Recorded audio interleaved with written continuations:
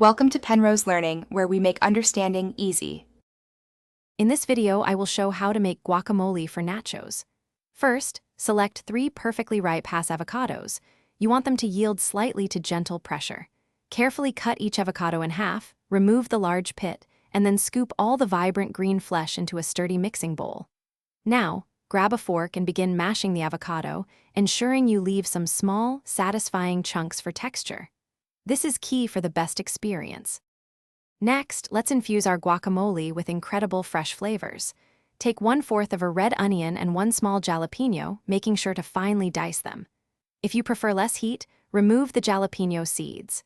Add 2 full tablespoons of freshly chopped cilantro and the bright, zesty juice of 1 whole lime.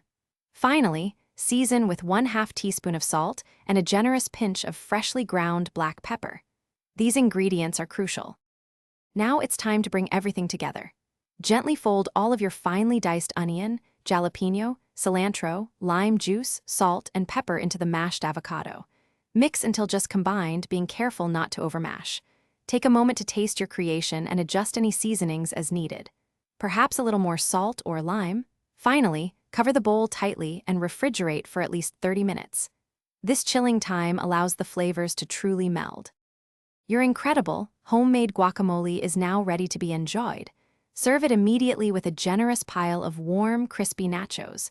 For an extra touch, you can garnish your masterpiece with a little more fresh cilantro or a light sprinkle of chili powder. It's the perfect accompaniment for any gathering. And hey, while you're enjoying this deliciousness, remember life's too short for cheap socks.